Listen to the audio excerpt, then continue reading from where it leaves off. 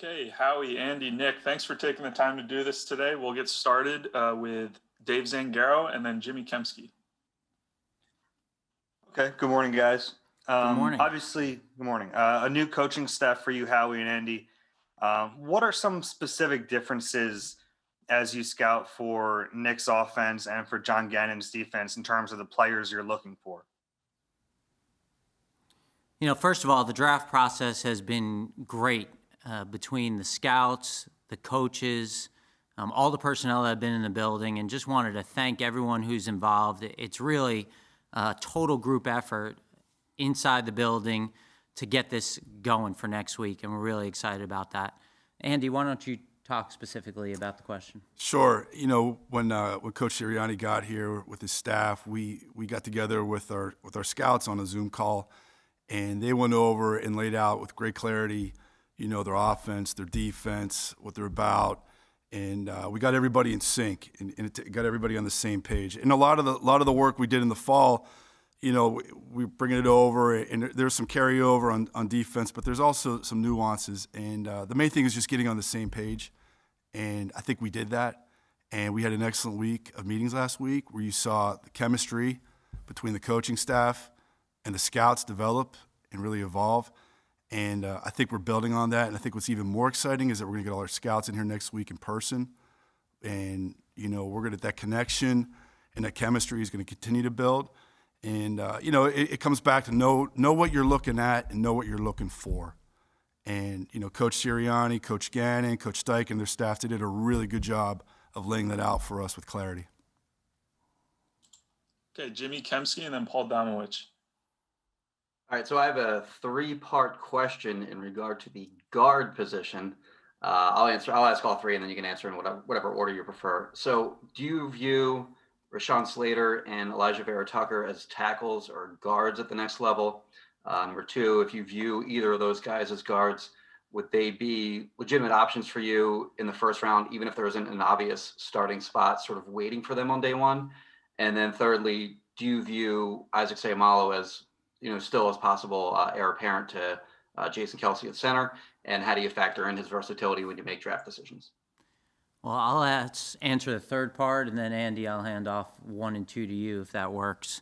In terms of Isaac gives us tremendous flexibility to take the best player at either of those two spots because he does have the ability to be a good starting center. Obviously, we've seen him play guard. So having a guy like that allows us to not force either of those two positions. Right. I think with Vera Tucker and Slater, we're aware of their talents. And one thing in this business, the more versatility, the more you can do, the more hats you can wear, that adds to your value, obviously. So, where we see them, we're going to keep that within our own discussions that we have with our staffs. But we're well aware of their talents, and we're well aware of their versatility. Okay, Paul Domowitch and then Mike Kay. Yeah, question for Howie and Andy. You've got 11 picks in this draft, but 5 of them are in the 6th and 7th rounds where the success rate kind of dramatically drops. Howie, you used to always say that you look for one trait in a guy when you're drafting in those rounds and look for some, whether it's a special teams quality, something else. What is that still the approach? I mean, how are you approaching those picks in this draft? We're constantly trying to study the guys who've hit late, the guys who've hit as undrafted free agents, and trying to replicate that as we get into the later rounds. But the flexibility of having those picks also gives you opportunity if you wanted to move up in a particular round. But when we're looking for late guys, we are looking for guys who have traits. We're still looking to try to find guys who can be role players or even develop into starters in those rounds. We're not trying to draft backups. Mike Kay and then Nick Fierro. Hey, Howie and Andy and Nick. I got a question for Howie and Andy. There's been a lot of criticism about how your drafts have panned out over the last few years. What do you say to those who are concerned about your draft history going into this draft? And what have you learned or changed in your approach from the last few years? And then also, Andy, what have you learned since taking over the job last year that has kind of changed the way you've handled building the board? I think the first part about that is we're proud of our group of scouts and our front office who have contributed to our team. It hasn't always been perfect. The draft is an inexact science. I mean, when you look at hit rates throughout the draft and where you're picking, whether it's in the first round and going down less, and you look at the rest of the league, it's certainly an inexact science. We're constantly striving to do better. But at the same time, we have a lot of good players on this team who've been through those drafts and been part of the draft process. But this process this year with the coaches, with the scouts, has allowed us to really sit down and talk about a lot of these things and figure out the best way to maximize our 11 picks in this draft. Obviously, even looking forward to next year and already having 4 picks in the first 2 rounds, that's exciting. And we're really excited about the opportunity to add to this football team next week. Nick Sirianni and then Tim McMahon. Oh, sorry. Yeah. Go ahead, Andy. I'd say what I've learned is that what I've touched on earlier is adjusting with the new coaching staff, and our staff is as well, and finding players that fit the program that Nick's establishing here. And Howie, I mean, we're an extension of the coaching staff, ultimately the scouts, and we want to go out and find the players that best fit this program. They're going to come in and hit the ground and go. And I think when you have alignment between that, and like we had last week, you had a bunch of people talking about players, how they saw them, their viewpoint, and there's no ego involved. You're just trying to get the player right. And ultimately, that's what we're trying to do, is get the player right for the Philadelphia Eagles. And, we have that alignment and everybody's in sync, great things are possible. Okay, Nick Fierro and then Tim McManus. Yeah, hi, guys. This question is really for any or all of you. How have you overcome the challenge of not having the scouting combine this year? Well, what we were able to do this year is, first of all, our scouts, they deserve to be commended. They went above and beyond this spring going to pro days. COVID, scouts and their families are not immune to COVID. I think it's touched all of us in one way or the other. And our scouts, we had great coverage. They went on the road. They got the job done. Those guys should be commended. Well, there were 10 of us that went down to the Senior Bowl this year. We did have the Senior Bowl. We got a lot of work done there. Typical years, we interviewed 15 to 16 guys. This year, we interviewed every player down there. So that was about 128 interviews, and we got to know those players, and we got a feel for them. And then we brought that information home. We relayed it to Howie and Nick, and we had Zoom interviews, follow-ups, and it was their chance to get to know them after we had the initial experience down in Mobile. So we're building with that. It's a challenge every team's has to face, but there's no doubt we have the people here that are up to it, and we're excited for next week. Just to join on that, Andy gave the opportunity for all the scouts, whether at the Senior Bowl or at the Pro Days, to say they weren't comfortable doing that. And every single one of them said, I want to do whatever I can to help this football team. So just re-emphasizing how appreciative we are of them. And then what we decided was, because we didn't have the combine normally, like we normally do, we were going to bring the combine to Philly. And our coaches did an unbelievable job of taking all the guys that we would have interviewed at the combine in Indianapolis and would have had here in Philadelphia and interviewing all of those guys. And so, just a really appreciative to Coach and his staff to take all the time to do that. And we continue to do the other things that we do with psychological reports and put ourselves in the best possible situation for next week. Yeah, and I thought that was a fantastic idea by Howie to have those meetings on Zoom. And really, what we felt like is we got a lot of work done there. Like at the combine, you're limited to how many times you can talk to them, how long you can talk to them for, and we were able to. Every player that they gave us, that Andy and his staff and Howie and his staff gave us, we were able to get meaningful conversations, not under a time limit. It was just great work by the scouts and by the assistant coaches to get that work done on the players and really get to know the players. In a lot of aspects, I think we got way more out of those meetings than we do out of Indy. Well, thank you. Okay, Tim McManus and then John McMullen. Howie, it's pretty well documented at this point that the first 2 picks last year weren't true to the scouting board that you guys had. Wondering what we should expect this year, and have there been any tweaks to the process?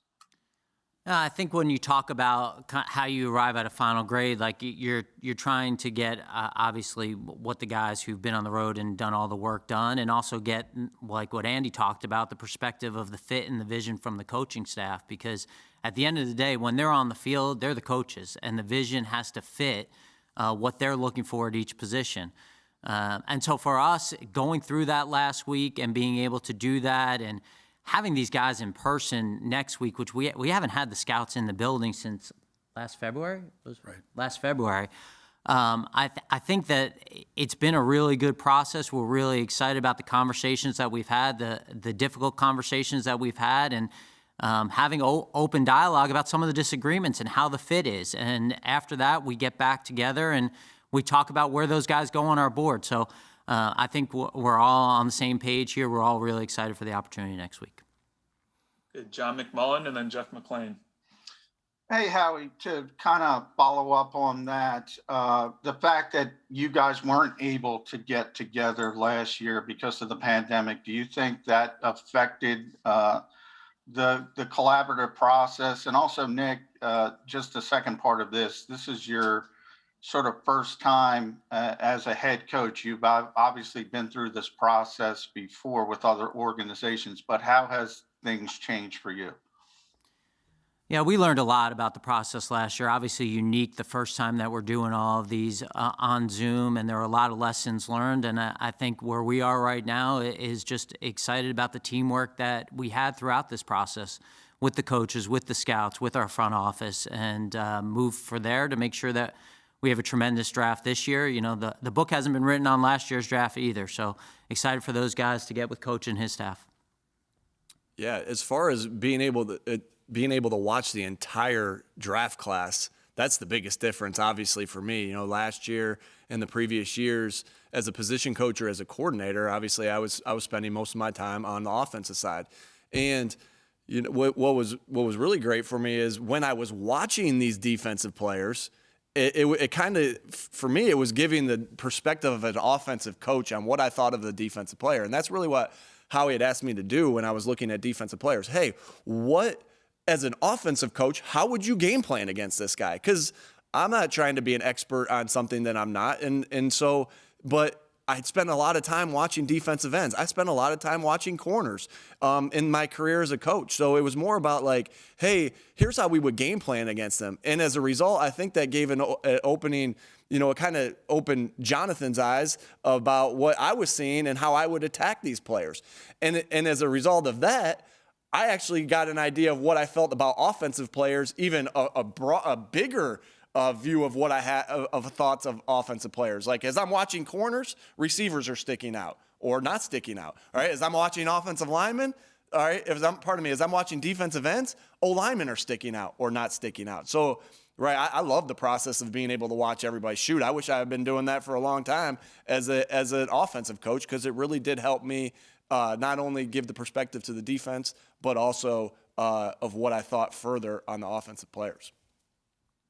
Okay, Jeff McClain and then Martin Frank. Howie, why did you trade back from number 6, and what does it have to do with the quarterback situation there? And are we to take this as Jalen Hurts is now the starter of this team?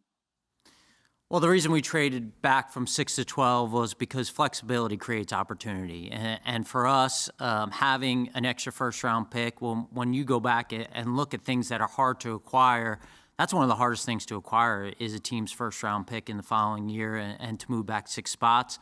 But what we really had to do is sit there and go, who are the 12 players in this draft we would feel really good about? Are there 12 players in this draft that we feel really good about? And I think that's what we're going to do throughout this draft. If you move back, it's because you feel like you have a bunch of guys that are the same value and you'd be really happy getting one and getting the extra volume from that pick. You know, if you move up, it's because your board kind of drops off at that point. And if you select, it's because you feel like it's the last player in that sort of range. And so when we discussed this, I think those were really the things we were discussing about moving back. And when you're moving back early, you have to feel like you're getting a premium. And we felt like we were getting a premium to do that. Jeff, what was the third part I remember? How it relates to the quarterbacks in that maybe you wouldn't have gotten one at number 6. And are we to take this as an endorsement of Jalen Hurts as the starter for next season? Well, I'd say that when we get the call and we're having the discussions with Miami, and we got to figure out who they're trading with to be able to answer their question whether we would move back. And so once we found out that it was San Francisco, we knew that 3 quarterbacks were going to be off the board in the first 3 picks.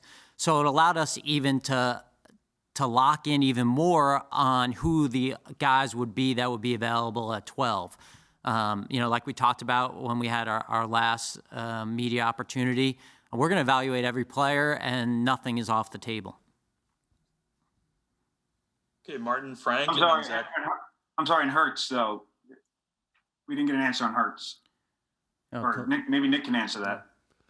Yeah, I mean, to name any starters at this particular time, we've been working with these guys for 2 days, right? We've been working with these guys for 2 days. My biggest thing is competition. Again, we've talked a little bit about my core values. It's my second core value. It's this team's second core value. Competition's a huge thing, and we're going to have competition at every position. Okay, Martin, Frank, and then Zach Berman. Hey, this question is for Howie and Andy. If you look at the stats, wide receiver and defensive back seem to be the lowest percentage of draft hits and everything. And I was wondering, why you guys feel that might be the case, and what you can do to overcome it as far as, taking them this year, because obviously they seem to be 2 of your biggest needs. I talk a little bit about wide receivers, and the wide receiver transition in the National Football League has historically been tough. Now, over the last couple of years, the hit rates have been a little bit more improved, and that's because when you're talking about the kind of coverages they're facing in college football, it's different than what's going on in the National Football League. The fourth corner, may be a matchup in college football where the fourth corner, who's never going to have an opportunity to play in the National Football League, is guarding them in college, because that's kind of a matchup, where here, the third and fourth quarters are really good players. And you want to talk a little bit about defensive backs? Sure. I think with the defensive backs, in this year, you're going to find these guys, history shown in all levels. We're going to find guys that come in and fit what Coach Gannon and his defense they require and they need. So we're looking forward to that. And, we're going to get going. We had great meetings last week about defensive backs.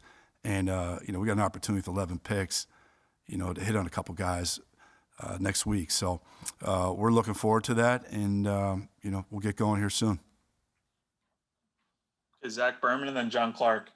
Hey, as a follow-up on the wide receivers, we've spoken to you guys in the past few years, not you, Nick, but both Howie and Andy, about weighing college production versus, future projection. As an organization, where do you guys stand on that debate now? And then also, when you look at a player who might be an outlier when it comes to either height, weight, speed, how do you weigh that compared to, what you've seen in the past?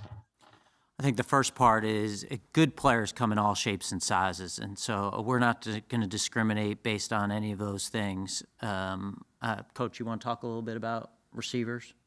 Sure, yeah. With receivers, to me, it's about how you're going to get these guys the football early on, right? And do they have the skill sets of things that you can feed them early on, right? So and that's some of those things are like slants and jet sweeps and screens and stuff like that. Do they have the skill set that allow them to get easy touches? Because Howie talked about it, right?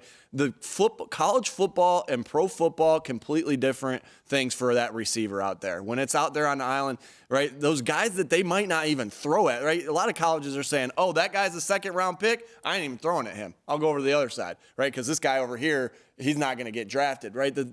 So there's a huge difference in the things that they have to see week in, week out. And so that's a learning curve, right? They got to get used to releasing off the ball, right? That's a big thing. Like when these corners are up in their face, they got to get used to releasing off the football and winning off the football. What else do they got to get used to? They got to get used to catching the ball in traffic and catching the ball with bodies around them. Usually there's no bodies around them, right? They get open so much that they're right here and there's no bodies around them, right? And so now they're catching the ball here. Boom! The ball's trying to get smacked out of their hands. I shook the camera or shook the thing a little bit. I'm sorry. All right, but I'm excited. We're talking about wideouts. So it's just a different game. And so it's trying to see how you're going to get them the football early on, right? Because in my past, we've had some receivers that had some success early on because we made it an effort to say, hey, he might not be able to win at this yet, but he can win at this, right? Or we can get him easy touches here. So it's trying to see if he can do those things that you feel like, and I just mentioned a couple of them. I'm not going to try to give you all the information on these receivers, but what he can do early on, and then does he have it in his body as a wide receiver to win at the line of scrimmage, right? Does he have that shake with the ball in his hands? Because you might not ever see him with a guy right up in his face. Does he have that strength when the ball's in the air to go pluck it out of the air? So it's doing your best to try to see, again, how you're going to get him to football, and does he have the skill set that it's going to require him to have when playing in the different type of game of the NFL. And this is what will happen. Coach will go through a receiver and he'll walk into Andy and I and he'll say, all right, this is how I'm going to use them. These are the routes that I'm going to use for this receiver that you're going to see on the field. So you have a vision in your eye about how this player is going to fit, which is awesome. And that's right there is just how we coach, right? We are trying to explain to Andy and Howie, like how do we explain to our players how we want to run a play? The videotape. Hey guys, let's look at the videotape. I got a screen behind me, guys. That's where we would watch tape on. Boom, let's watch the videotape. Here's what we're looking for, players out there, Eagle players out there. Here's what we want it to look like. Well, it's the same thing here in the scouting process. Hey, here's how we would use this player. Here's the skill set that this player has, and here's how we've used this type of player in the past. And just to expand on that just a little bit more. Okay, John Clark and then Les Bowen. Hey, this is a question for Howie. You talked about the flexibility you have with all of your picks and in trading back, and you have the ability to make another trade in the first round on draft night. I'm not going to ask you if you want to or plan on it, but most of the time when you do make a move in the first round, has it been something that just takes place there that night, or has there been some planning or thought going into it? No, John, all of that planning and thought and conversations, they're happening right now. We're talking to teams in front of us and figuring out what that would look like, because when you're on the clock, that's harder to do. You don't want to get into a negotiation when you're on the clock, when another team's on the clock. You want to make sure that you understand that what they're looking for and what you're willing to do. So we'll talk to teams in front of us. We'll talk to every team in the league. We'll talk to teams in back of us. We'll figure out what they'd be willing to do if there are guys there. Now, it's all contingent on a player being there, but we try to have all that homework done. And John, this, we've had the conversation before where the trades compensation is done before the draft. And it's like, hey, the guy's there. We pick up the phone. We say, you ready to roll? You ready to roll? And it's done. So can I ask you, do you have any possible compensation worked out with any teams right now? Yeah, without getting into specifics, we talk about those things. When we're having the conversations, we're saying, hey, if you want to move up, what are you thinking? If you want to move back, and we made a trade already where we moved back and had that done. So that's what we're trying to do now in the week leading up to the draft, is have those conversations. And if someone's saying, hey, it would take this for you to move up, or someone saying I'd only trade this for you to move back, we can kind of cross those guys off the list a little bit and understand they're probably not serious bidders. What's kind of cool here is that the things that a coach goes throughout a week to get ready for a game, it feels like it's the same thing that a general manager and the scouts go through to get ready for the draft, right? And I know you didn't ask me that question, but I'm going to answer it a little bit here too. All right, but it's the same thing, right? It's like all the work, like if you think you're just going to call a play when the 40-second clock starts to tick down, you're crazy, right? You ain't going to do that. You did all the work prior to on Monday through Saturday to get ready for Sunday. It's the same thing. It's just a longer process with the draft, which I think is so cool because Howie can kind of put himself in my shoes and I can put myself in Howie's shoes. I think it's awesome. Okay, Les Bowen and then Ruben Frank. Hey, my question is, I guess, for Andy and for Nick. We've talked a lot here about syncing the scouts up with the coaching staff in terms of what's important. What can you tell us about that, particularly Nick, about what type of player is a Nick Sirianni player? What's important to your offense that you think you need? And we haven't had a chance to talk to Jonathan Gannon, but I wonder, what are his needs defensively that might be different from what was needed previously? Hey, Les, yeah, that's a good question. As far as, obviously talent is the most important thing, right? We got to have talented players because those are the guys that go out and they make plays in the games on the line. They make the plays in the first quarter, second quarter, third quarter, right? So talent. So it is looking at the different skill sets of guys. But like Howie said, every player comes in different shapes, different sizes, different speeds, right? They're all different. It's about finding like, okay, this guy has speed, we'll use him this way. This guy has power, we'll use him this way. This guy has that, right? So it's explaining that to the scouts, and just again, it's the same thing. Hey, Jalen Rieger, we want you to run this route this way. Let me show you. Here you go, right? Hey, Andy. Hey, Howie. Here's how we would use this specific skill set, whether that's running back, tight end, wide receiver, quarterback, offensive line, any position on defense, right? But I think, so again, talent, right? But talent looks different every way. But I think the things that are pretty common for good players that we've been around is it does take something that they have inside, right? It takes something that they have inside. And so one thing that we did as a coaching staff and as the scouts, when we were interviewing these players, we tried to figure out, is this guy love football, right? Is this guy competitive? Is this guy tough? Does this guy have high football IQ? We were trying to answer those questions on every one, because when you're competitive, when you're tough, when you have high football IQ, and when you love football, you're gonna take your skill talent, you're gonna take your talent, everything that God blessed you with talent-wise, and you're gonna maximize that. That's what we've seen. That's what we've seen, like with all the players that we've coached. Like sometimes those guys aren't the most talented, but they maximize it and they pass guys' talent level. So yes, we're looking for certain skill sets, and we're trying to explain when we're looking for these skill sets, how we would use them, and then what's inside of that player. What does he have in here, right? That's huge. That's huge, because that player is, again, I know I said it 3 times, I'm going to say it 4 times. That player is going to maximize his skill and his development. And there's 2 things just to add on to that. I think one, like the way the coaches found out about competitiveness, because we're in a virtual world, they're not in the building. It was unique. It was kind of fun to see that, and then they're ranking their competitiveness through some games, and Coach could talk about that a little if he wants to.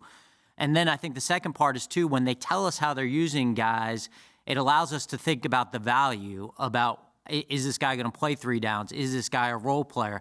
And it helps us, when we're putting together our board, figure out exactly like what that value is going to be for our football team, for their schemes, which helps in the grand scheme of things. And if you guys are wondering, I'll tell you, I think some of you guys are wondering, like, what game? We didn't go earth-shattering on these games, right?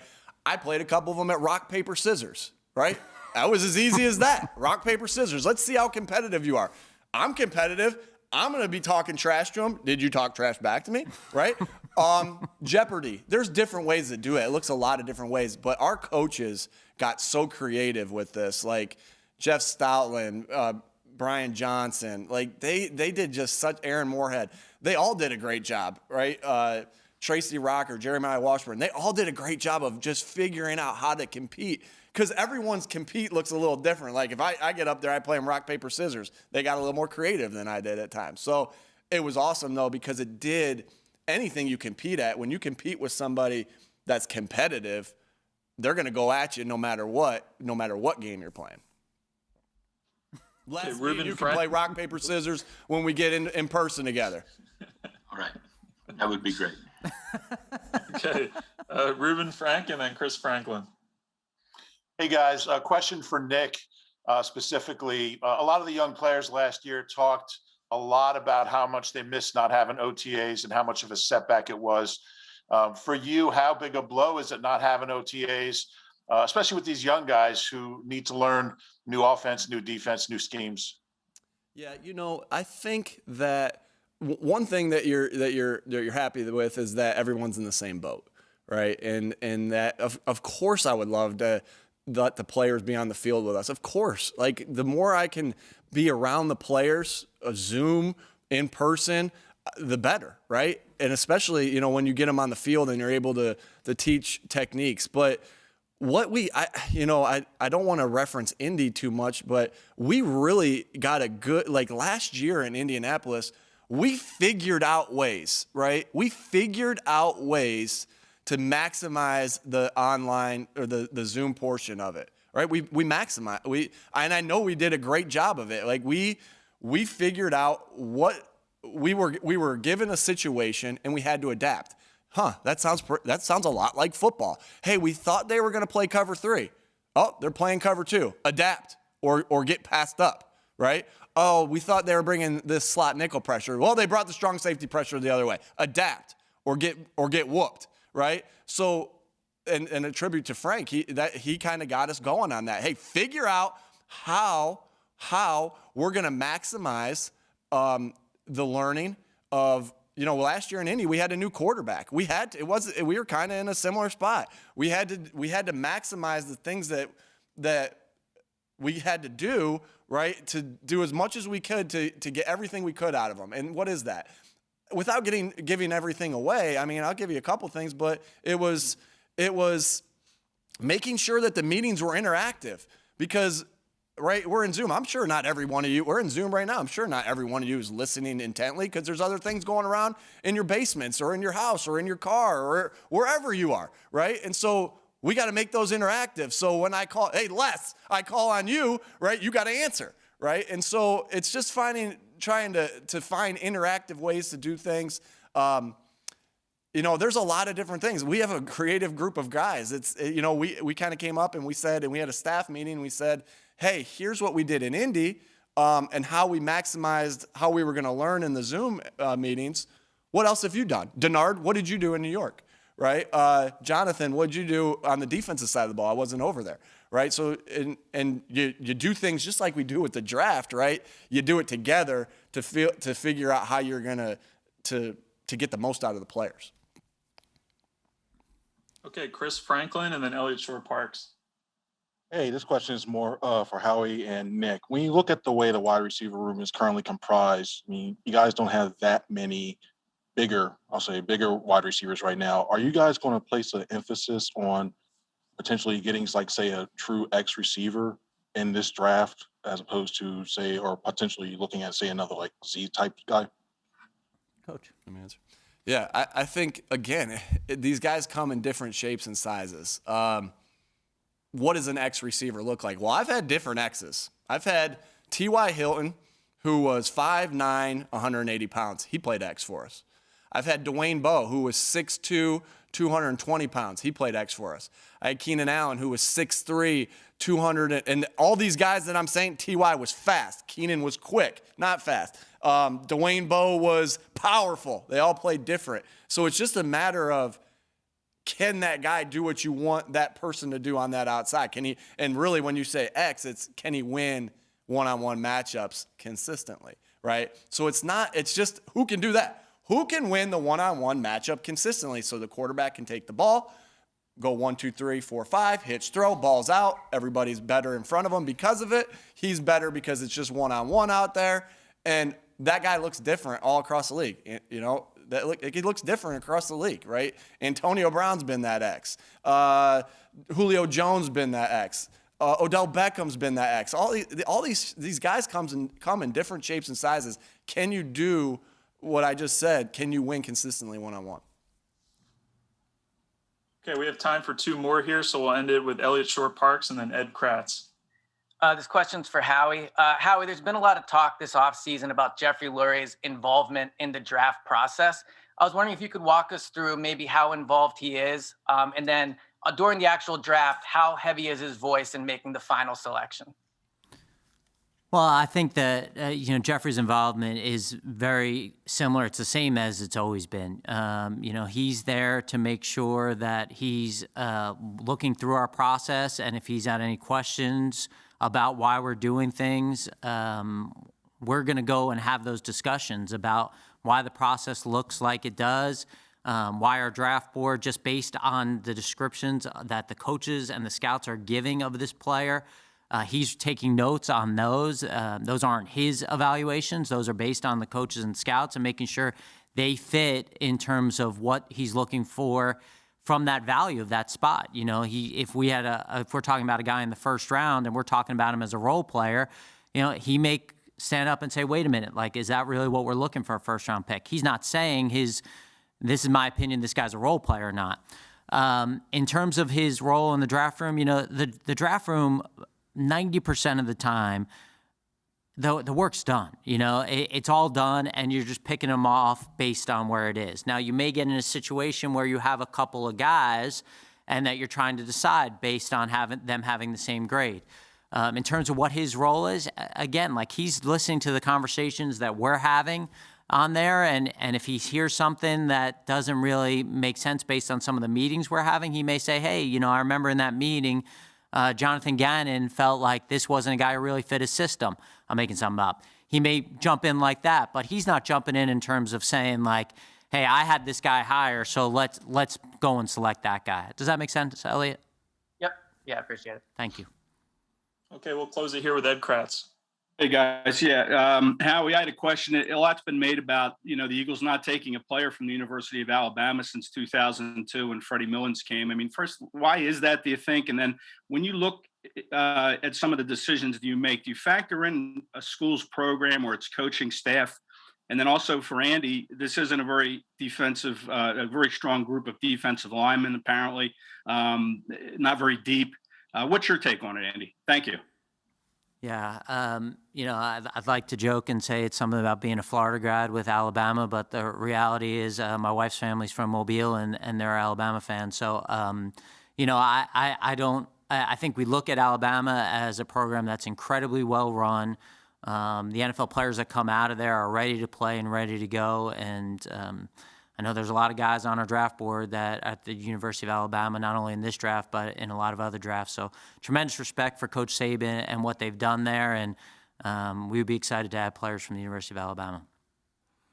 With regard to the defensive line class, time will tell. Time will tell with this class how good it is, how good it was.